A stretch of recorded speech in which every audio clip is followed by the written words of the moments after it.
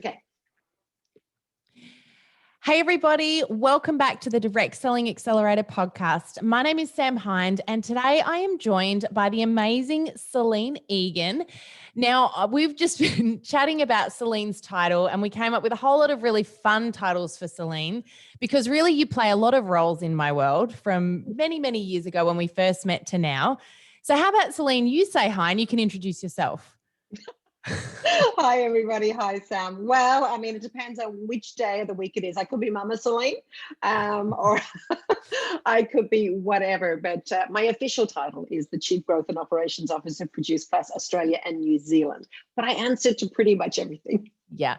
And actually that is really true because there are times that I've had the pleasure of being a great friend of, Celine's been a great friend of mine, a family member in many ways, but also we've worked together professionally for a long time as well.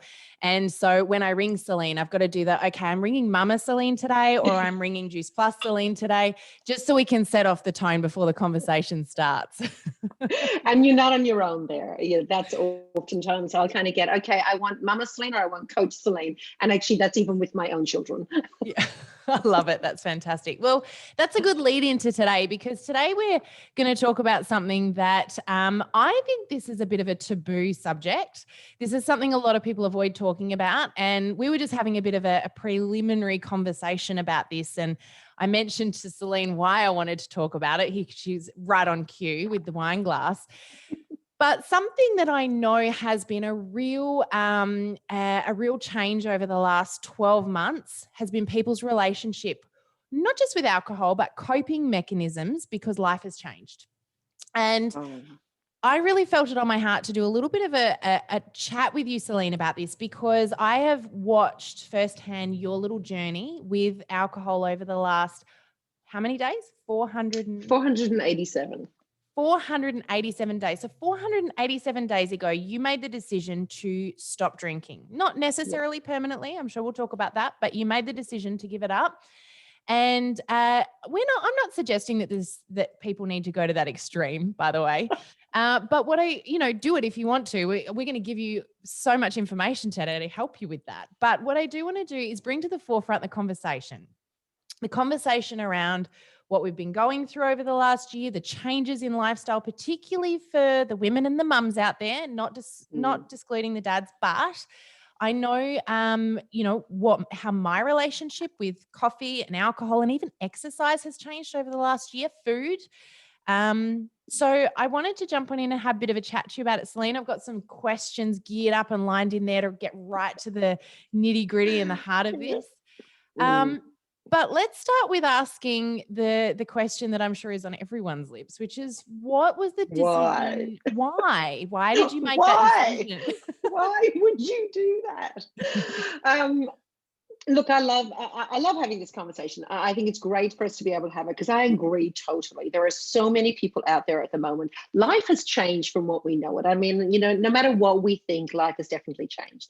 And the reality is this last 12 months, and if you're kind of, if you're watching this down the track, we're talking about 2020, the year that was, and probably even as we come into 2021.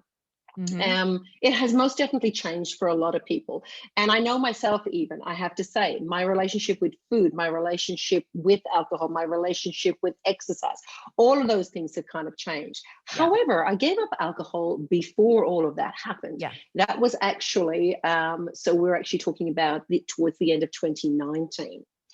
So why did I give it up? There was a couple of reasons, but the main reason, to be honest, was I am a woman of a certain age. And so I was kind of taking that foray into menopause. And I'm very blessed because of the fact, I suppose, of, live well, eat well, supplement well, what I've kind of learned in my journey and I suppose living the Juice Plus lifestyle has actually helped me to kind of, prepare my body and be set up for it. So symptoms for menopause, really, they were not that bad, especially when I hear some of the stories. However, one of the things that really made life just a little bit difficult was the hot flushes. That kind of, and they would just come out of nowhere. I've got all this to look forward to, right? Oh, you so do. You so do. Those of you who are not of a certain age, don't whinge about it, okay? You think you get 3 kids and then you're like, hang on a minute. We're not done. I know, seriously, I was having some conversations with God going, what is this? I mean, hello, we go through all of the things that women do. We give When did the birth, guys we step raise in? the next, God, no, not guys, God. Yeah, exactly. And I just kind of go, what is this? Like, now we're going to do menopause? Righty-o, okay. So anyhow, so in the midst of all of that, what I noticed, what my observations were, because I was just taking notice of when were those hot flushes worse than other times, just trying to kind of observe what that was going on. And I have to say, when I had a glass of something a little bit stronger than this, it would definitely, I noticed it would trigger it. It would actually trigger it, and it would be worse. Okay. And I did everything. I looked at, because I really was desperate not to give up alcohol.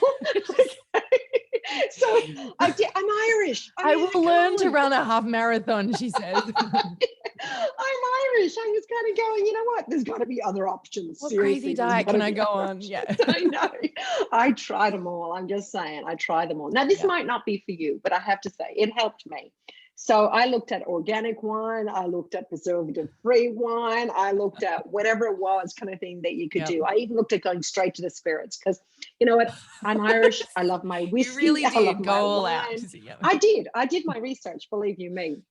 Because in the midst of all of this, might I add, I had 2 children getting married. So we had our daughter getting married, basically, and then 3.5 months later, our son was getting married.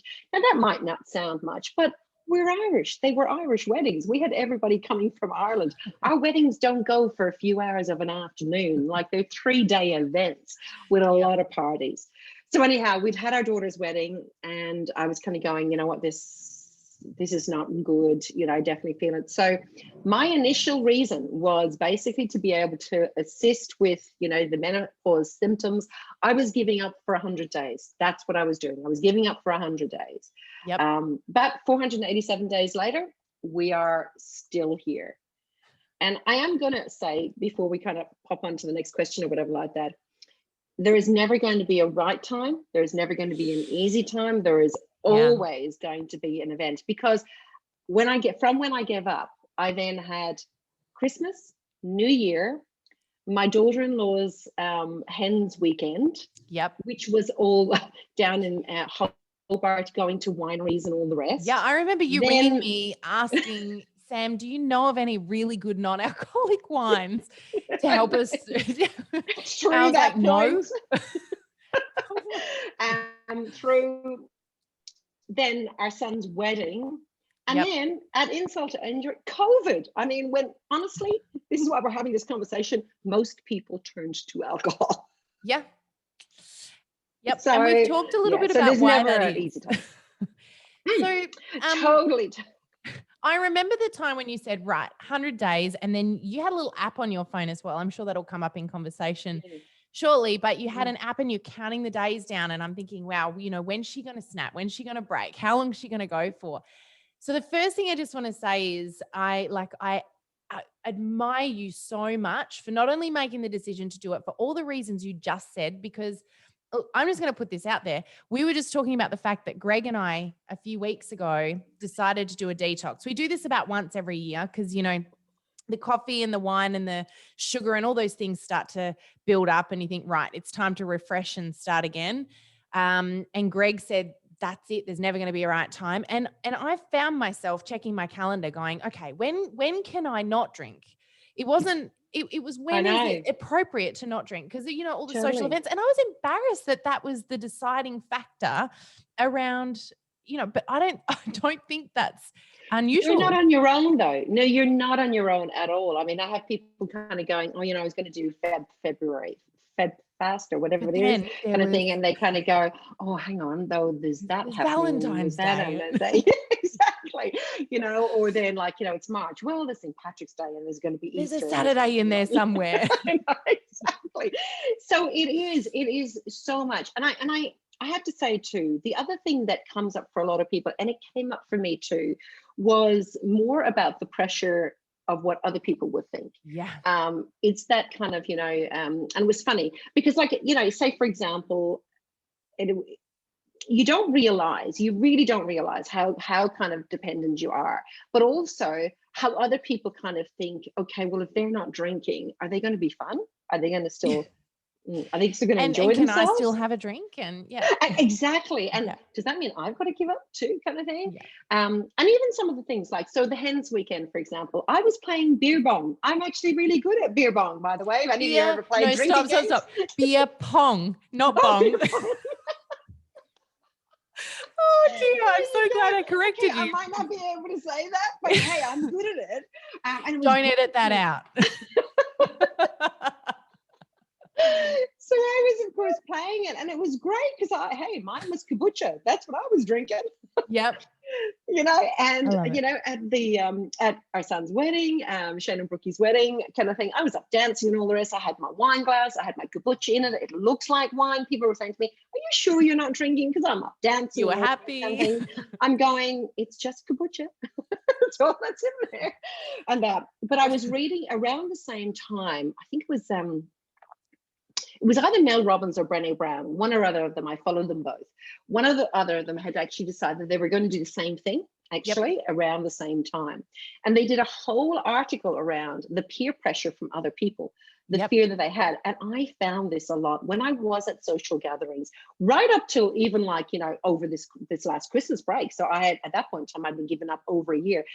People still saying to me, "Oh, but you can just have one. Just have a glass of whatever." Wow. Okay. Because that was going to be my next question. It's not on our list, but how did you find the behavior of other people? It was really interesting because they were actually worried about, well, if I don't have a drink, will I have a good time? Or they can drink. Do you think it might have been a bit awkward, selfish? It affected them or made them feel a little bit guilty about a little drinking bit, probably not realizing it, but just that little bit. And I think the thing it comes back to is it's so ingrained in our culture. Yeah. That we need to have, if we're out for a meal, we need to have a drink to go with it. If we're, gathering with friends, we should have a drink. If we're, whatever it might be. And should I feel sorry for them because they're not drinking, and not actually thinking about, what, the person who's not drinking has just made a choice not to drink. It's okay.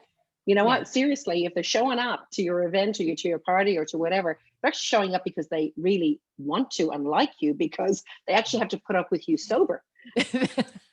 And that can be actually, I got to say, going through pregnancies, it was one of the most difficult parts of going out was when everyone else started to get merry, and you're sober, rather than them being fun and funny, they're silly. It's interesting. They're crazy. I'm just going to say it can be interesting. There's a lot of eye rolling. No, absolutely.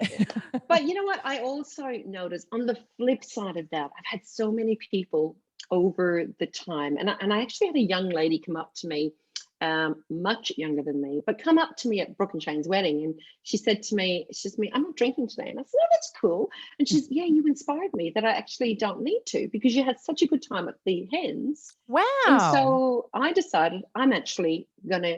And this is a much younger person than me, in their probably kind of, mid-20s, where, out at a, something like that, a wedding, and they're a good party group. So, there was plenty of alcohol being had and that. But what I would say to you is, and again, this is not to pressure anybody into, giving up alcohol. This is all a personal choice. It really is.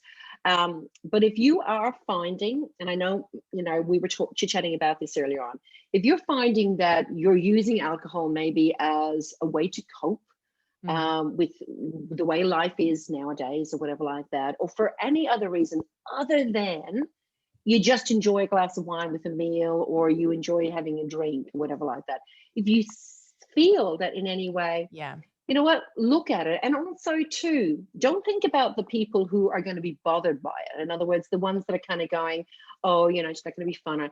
Actually think about the people that are watching and kind of going, "Oh my gosh, actually that's inspiring. Maybe if she could do it, maybe I can do it." Yeah, absolutely.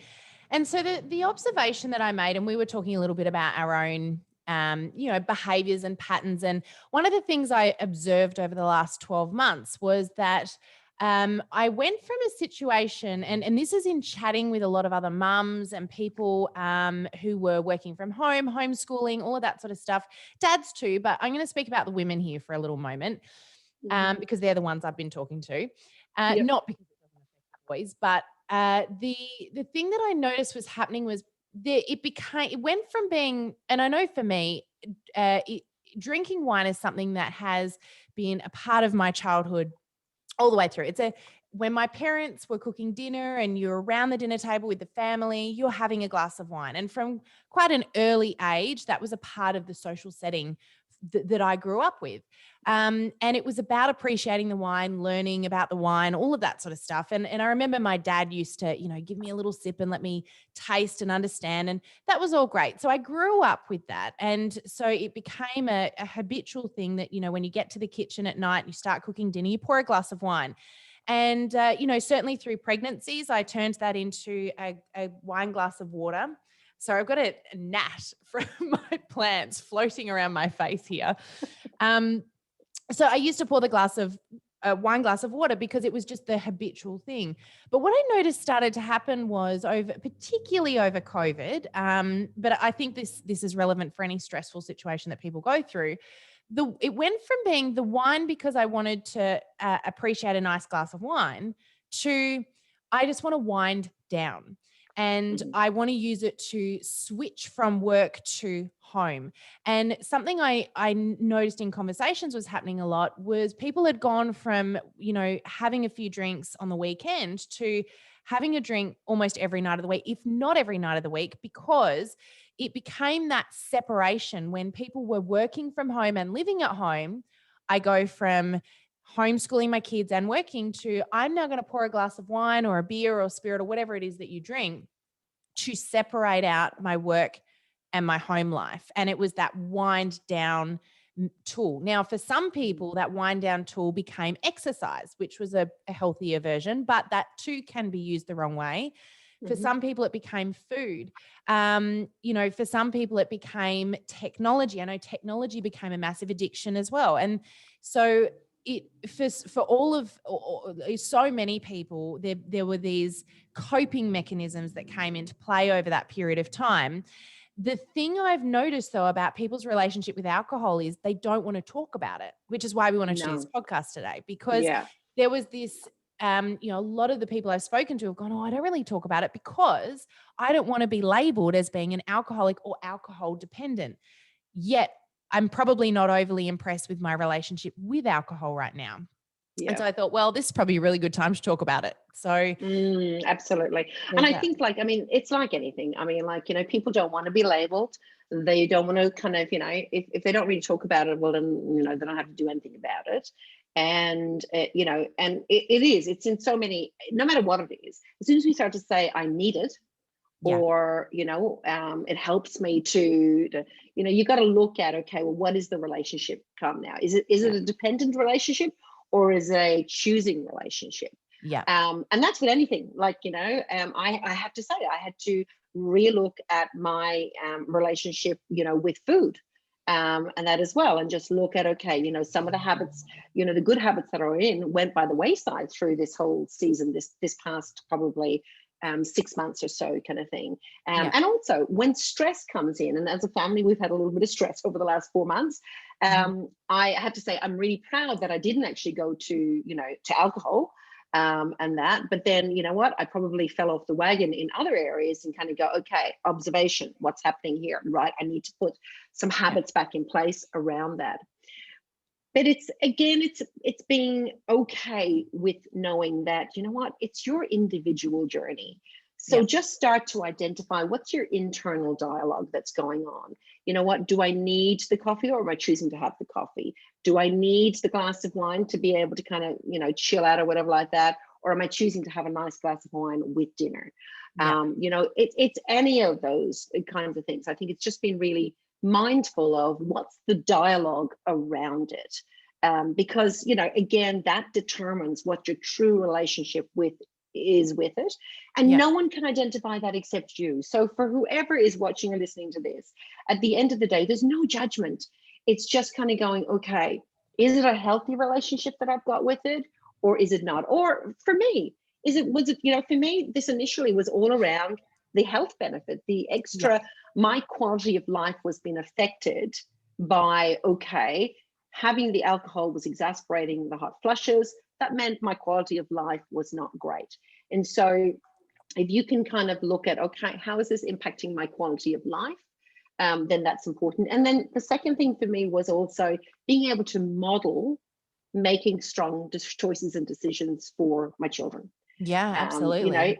And so when you shift it into that as well, there's that extra level of accountability for you, because they get to be able to see, I'm still fun. I can still have a good time. I can still, do all of those things. I can still make the most amazing cocktails. I made over the Christmas, I made some really amazing cocktails. It's just, they don't have alcohol in them, because you know what? I think that this has been this has actually been a cultural shift for many people. They're realizing, okay, you know what, I need to shift. And so the market is actually meeting it. There are amazing non-alcoholic spirits out there. There are amazing wines. People kind of go, oh, but you can't do this, you can't have wine. But you can. There are so many choices out there.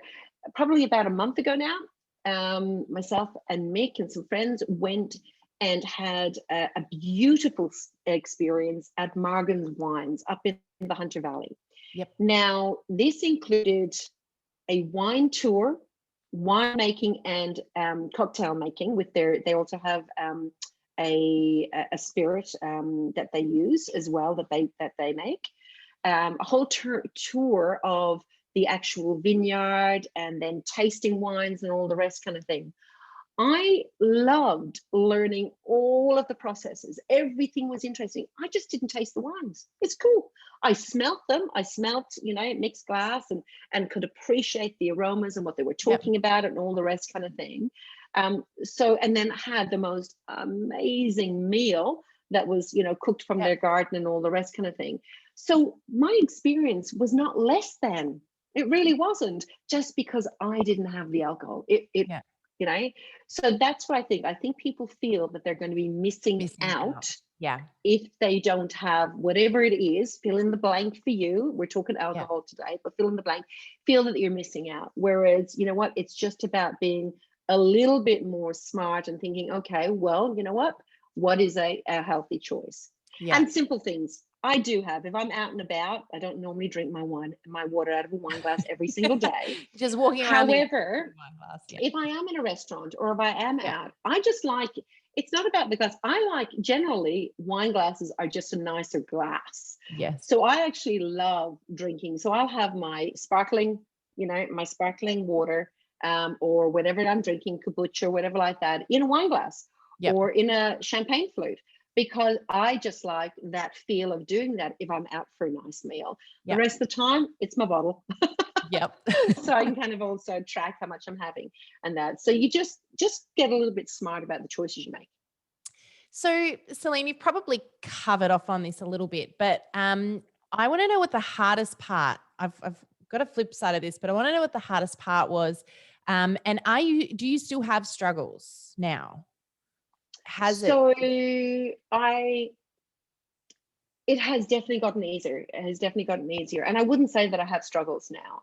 I remember probably not that long after I had kind of given up, probably only about a month in, we were actually at a soccer match. We were watching the Newcastle Jets, and everybody's sitting on the hill, and my sister was out from Ireland, and it was, before Shannon Brooks' wedding, and we were sitting on the hill watching the game, and they were all there, and they'd all got a beer. It was a warm evening and all the rest kind of thing. And I went, oh gosh, I wouldn't mind a beer now, And Cara said to me, it's not tasting that great. I don't know whether they've cleaned the pipes or whatever like that. And I went, oh, okay.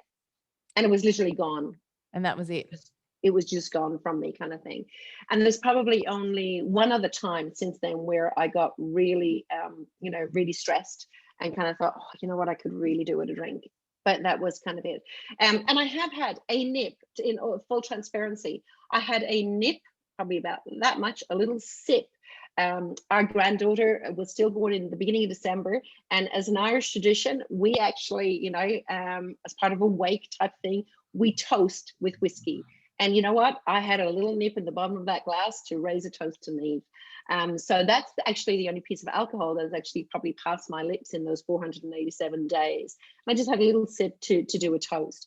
But I think, so it was kind of like the beginning was definitely difficult, and it was only difficult because, to be honest, each time we would go out or do things, the expectation on somebody else, on me, not so much me, but the expectation that people thought, oh, just have one or whatever like that. And so I actually struggled with that each time because I felt like I was nearly letting them down.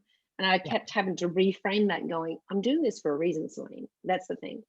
And the other thing that I know my experience has been, and it's funny, I've been doing some more studying around habits and rituals. Yeah. And what it actually kind of goes, you get to a certain point, and I think that point is probably different for everyone, but you get to a certain point where you become the habit or ritual that you've chosen. So I am now someone who just doesn't drink. I don't choose to drink alcohol. Okay. And I actually, again, I'm never saying never, because I don't know, I might choose down the track to create a different reality. But right now I cannot see, because I have just become that person. I am that person who just chooses not to drink alcohol. And so I think in any habit, whether it's you are a person who, you're just a person who naturally, every day you get up and go for a walk, or every day you choose to meditate, or every day you choose to pray, or whatever it is that are your rituals and habits, you will get to a tipping point when you just become that person who does that. It's just something they do. And so I think it's having the courage and the strength to stay in whatever your commitment is till that time comes. And then when that time comes, it actually just becomes a part of who you are. Yeah, absolutely. And I love that. So if people are listening to this and they're thinking, all right, how do I learn a little bit more about habits and creating new habits and rituals? And you've mentioned a couple of things that you've listened to. I know we often, exchange podcasts, and, obviously this is a great podcast to listen to, but, you must have a few places that you can lead people to, perhaps, that you've found helpful over this time. Have there been any books or podcasts or audiobooks or anything like that that you found helpful, with this journey? Yeah, with this kind of journey kind of thing. Look, at the moment I'm doing a system called Lifebook, and it's all around setting some really powerful intentions and strategies and supports around habits in all areas of your life, kind of thing. So that's something that I am working with. But for those who know me, I am, I'm always making sure that I am listening to different podcasts, and you will find that more often than not, great leadership trainers actually will talk about habits, because everything we do is actually about habits and rituals. To become that, even just choosing to be a lifelong learner is about choosing a habit. But some of the top leadership and so they definitely do touch on habits that I listen to, or Craig Rochelle is one, John Maxwell. These are guys every day probably, or at least once a week, that I would listen to. Michael Hyatt, Keith Abraham here in Australia. So making sure that you're putting yourself in that space. And it just so happened, like Brené Brown and Mel Robbins, I'm always kind of plugging into those things. They're women that are probably in around about the same age bracket as myself. And so it was just funny that, that they were having these same kind of conversations at the same time. And that, so yeah, or, again, just Google habits podcasts, and you will probably find that you will come across lots of them. But yeah, that's probably my recommendation at the moment. Awesome. Thank you. And we have talked a little bit about some of those podcasts and audiobooks, and there is such great stuff out there. And again, it's just about a habit of learning too. And, if we do everything in our own power, we're going to fail every time. But there's some amazing stuff out there. So The other thing, I guess, just as, we start to wrap up, I wanted to ask what clever ways you came up with. You've mentioned a couple already. I know we've talked about this before, but some things that you did, because, we know, you and I know that habits need to be replaced. You can't just stop something. You have to change it. And it's the same with an addiction. Addiction needs to be replaced with something, just a healthier addiction. We're all we're all addicts. It's just, what are we addicted to? And so, you mentioned a few things to me. I've watched that journey. I know that you did some switches and changed some things and put some things in place. Can you maybe give us, a few things that people can do that you did that you found helpful on that journey, even if they're looking to reduce the amount of alcohol, if they want to, go, hey, I'm going to go weekdays without any, what can they do? Yep. Absolutely. Look, start to think about, what it is that you enjoy, and then look at, if you really want to still feel like you are drinking alcohol, well, then look at the alternatives. Now there is 0% beer that actually tastes good. In the past, some of the stuff was not so good, but you know what? They've actually really kind of gone, there is a market out there. I had an amazing conversation with one of the winemakers up in Morgans, and was chit-chatting with him, and he gave me a couple of recommendations for different vineyards that actually do zero alcohol and are doing it really well, because he had been talking to one of his counterparts, and this guy was probably only in his 30s, and they were actually saying that more and more young people are actually choosing this journey. They actually choose it, and so they're actually, so now more vineyards and distilleries and all that are actually looking at, okay, you know what, there's a market here that actually does want to be met, so let's do something with that. And I'll actually kind of send you some links maybe for some of the different kind of that'd be fantastic. I think if we can put them in the show notes, that'd be brilliant, because the only time I've ever looked at non-alcoholic wine or beer was during pregnancies. Last one of those was nearly 9 years ago, and I can tell you it wasn't worth it. It was apple cider. Things have changed, and it's the same. To be honest, it was either like lolly water or it was like something else. So there are lots of things out there. We can't swear on here. No.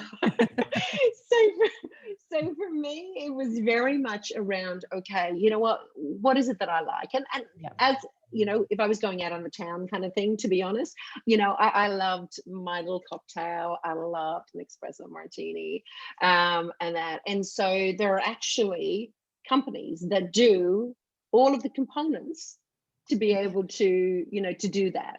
There's great mocktails out there now as well. Every restaurant that does cocktails will have a great mocktail list. Totally. Absolutely. And like I said, there's the spirits alternatives and all the rest kind of thing. And, so you can actually kind of still choose to do what you do. For me, it was very much about changing my glass as well. If I was out, that was one of the things it seemed so simple, but it was actually really quite powerful. Like I said, even walking around at the wedding, people wouldn't have known whether I was drinking or not. And again, it's just nice. The social aspect, it gets people to kind of back off a little, doesn't it? It totally does. And I mean, that might sound silly, but you know what? You don't want to, if you've given up something, you don't want to be constantly talking about it. No. So, you actually, you don't want somebody going, oh, you're not drinking. Oh, it's kind of like, okay. Are you pregnant? So, they were some of the little things. And also too, I had the tracker on my phone. Yeah, tell us about the tracker, because so I find this really interesting. Yeah, it's called Enjoying Countdown. I use it for everything. We're counting down conference at the moment. We're counting down everything, counting up, counting whatever.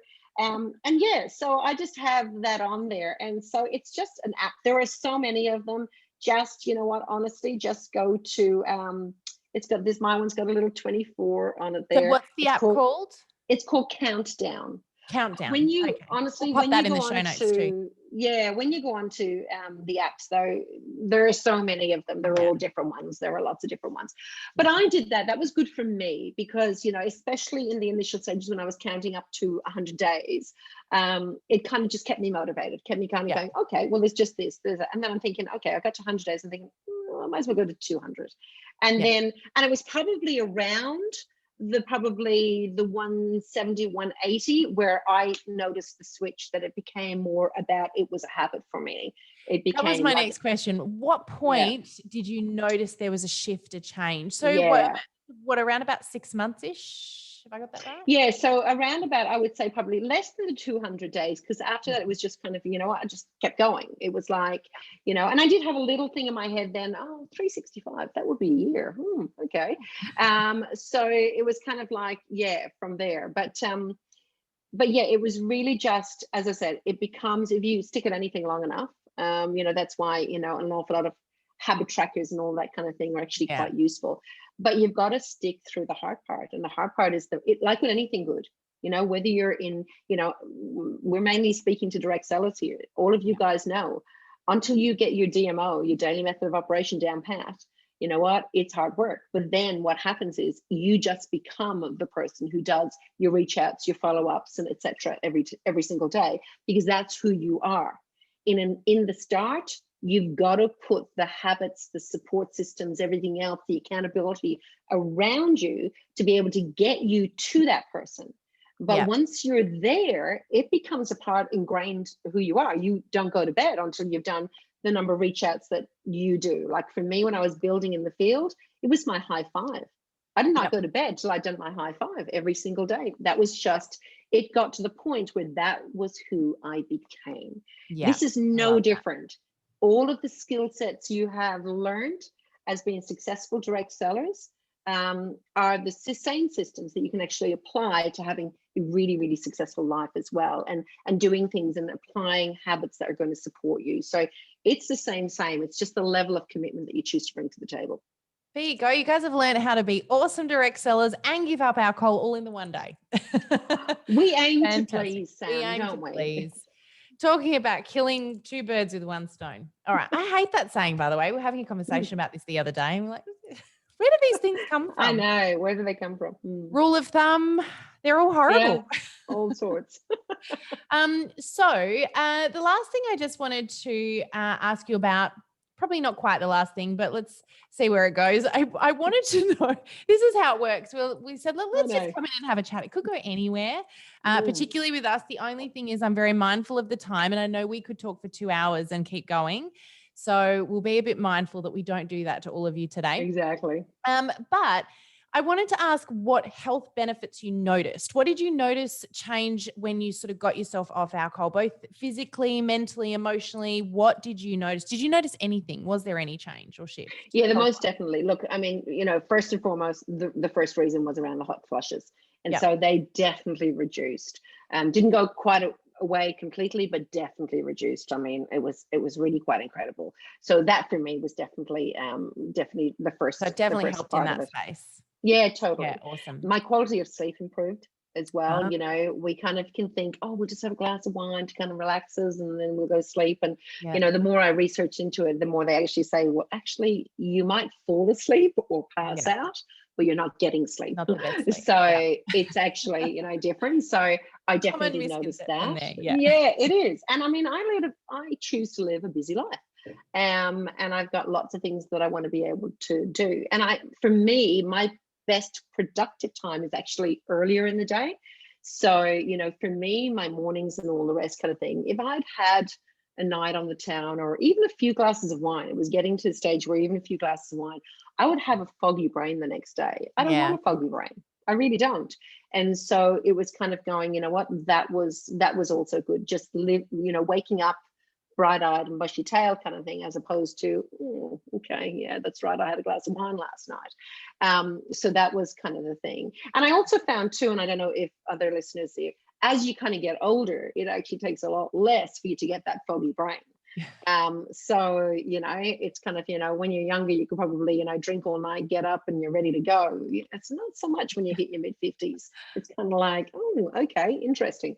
So that was the other thing for me, which is an important one for me, because I do like to be able to kind of start my day. I can't stand lying around in bed or whatever like that. Yeah, no, you're an early riser. I know this. and I love it. I love it. As I said, if I need to be creative or anything like that, or I need to, do some, heavy work, it's first thing in the morning for me. That's when it is that I'm going to be at my best. So all of those things were really good.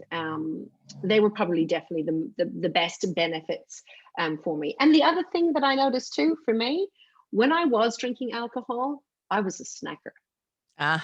I was just about to ask you about how did it So affect your yeah. relationship with food? Yeah, because I mean, like I would be kind of having the glass of wine and I'd be kind of having, whether it was the chips or the cheese or the Yep. whatever. Like Friday night for me, to be honest, was Friday night. I'm an introvert working in an extrovert's world. Yep. So by Friday evening, I would be knackered. It was kind of like, put me in a corner, give me a glass of wine and don't talk to me.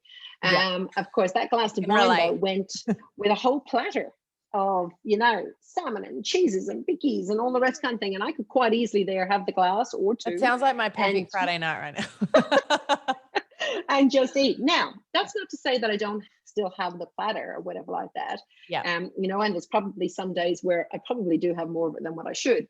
However, I noticed just a different relationship with it. It's not something that I automatically go to do now on a Friday evening or whatever like that. Yeah. And so I did find that I actually I could be more mindful in what I was eating because I didn't have the glass of wine that was just washing it down. So it was interesting. It was interesting just observing some of those things. Those changes. Mm. So if someone's listening today, and I'll make this my last question and we'll wrap it up, but if someone's listening today and they're thinking, I am having a bit of a struggle with this, I haven't spoken about it to anybody, it's a bit of an internal struggle. I feel like maybe I might be struggling a bit with my relationship with maybe not necessarily alcohol. Let's say it could be a number of different things: food, alcohol, technology. And they think, you know what, I want to take better care of myself. What advice could you give them if they're sort of at that point right now, they're listening to this, they're going, you know what, you kind of described me today. That's definitely where I'm at. What advice would you offer? Any tips or advice you'd give to someone who's listening today? I think first of all, congratulations on even acknowledging it. That's the first step in any change is actually acknowledging it and kind of going, oh, that could be me. Oh, right. Okay. All right. And having that honest conversation, because as I said, no one else is going to know except you, really and truly, unless you're, a roaring alcoholic or you're whatever like that kind of thing and whatever like that. And then it's go get the help that you need. Yeah. But from the point of view of what we will call social drinking or whatever like that, but it may be just tipping over that little edge to being a little bit more social than what it was before, then first of all, well done, you're acknowledging it. Okay. Second of all, what is it that you want to do? Have that conversation with yourself. I mean, if you're acknowledging that there's a problem, well, then, you know what? Insanity would be not doing anything about it. Yeah. There's definitely something there. And then I would look at who is somebody that you trust to kind of have a conversation to help you to be accountable around that. Yeah. Because sometimes some of these journeys are really hard to start on your own. They're just a journey that that is, and again, and these are the person that you need to go to is somebody who actually will kind of go to you, okay, I'm really happy to support you in that. Not somebody going, oh no, you don't don't have a problem, just because they're worried that you're not going to be their drinking partner anymore. Okay. Yeah, absolutely. So it's important. We tend to go to the person that we know is going to make the excuse for us, don't we? Exactly. Yeah. So that's not being wise. Okay. So choose wise counsel. Who is somebody that might be able to support your journey. Now you might, once you've made the decision, once you've kind of acknowledged it and you've kind of made the decision, you know what, I'm going to give this a go. And whatever like that, I'm going to make a decision to give up alcohol for however long. It could be a month. A lot of people do like a month where they just kind of go, okay, that's it. Or it could be like I went for originally 100 days, whatever it might be. Look at it and kind of go, okay, you know what, I'm going to do it. And for some people, they're just going to be able to make that decision and kind of go and just take one step at a time. Remember, none of these things are, solved overnight. You literally are going to take one step at a time. And today, each day that you get up, today, I choose not to have any alcohol. Yeah. Today, sometimes I choose it's just about looking at the next 24 hours, isn't it? And breaking That's it right down. It was funny. I said to Greg when we had to do that detox, and when we do a detox, it's fruit, veg, water. That's it. There's like nothing else in there. And he said, we're going to go for 3 weeks. And I went, oh my gosh, 3 weeks sounds like such a long time. And I almost became my own worst enemy with that, because the time factor.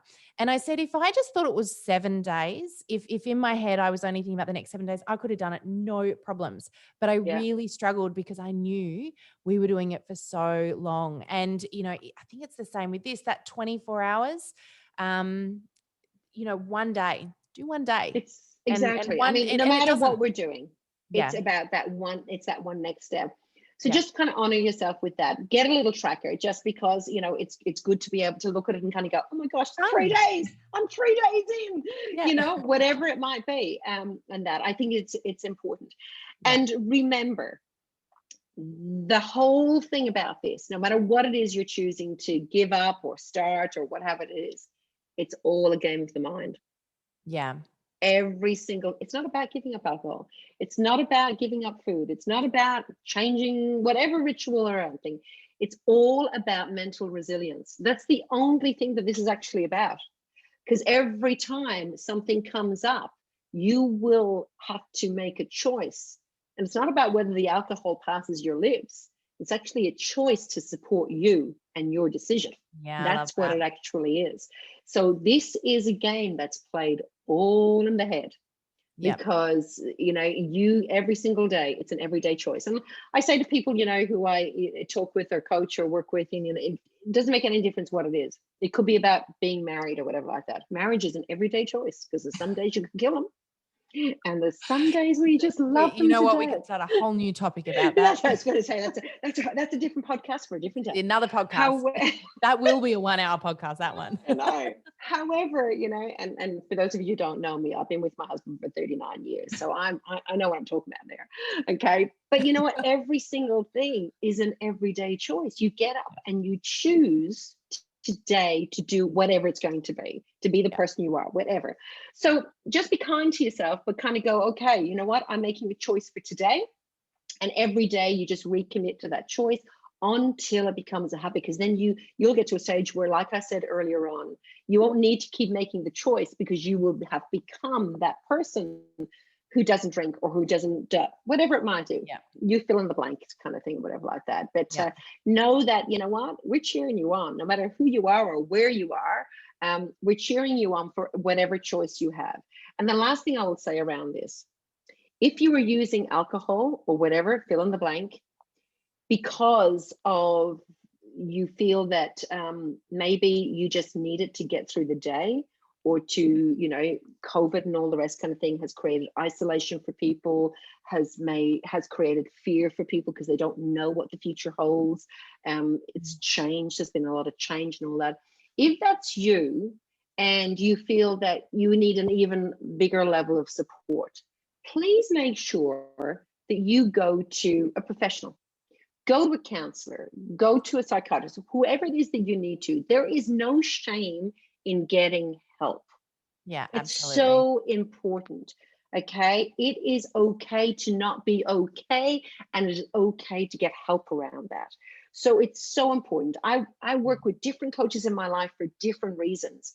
And it's so, I would not have even got through the last probably 4 months without having those people in my life to be able to speak into my life and to be able to help and support me, so that I don't turn around and maybe, not that I ever thought about it, but you know what, reverting to having drink or whatever it might be. Yeah. So make sure that you put the support people in your life and go get the help that you need. I think there's some of us that are, okay, you know what, it's just about cutting down on alcohol or giving it up or whatever like that. But there are others that I know are going to be watching this, that it's actually more.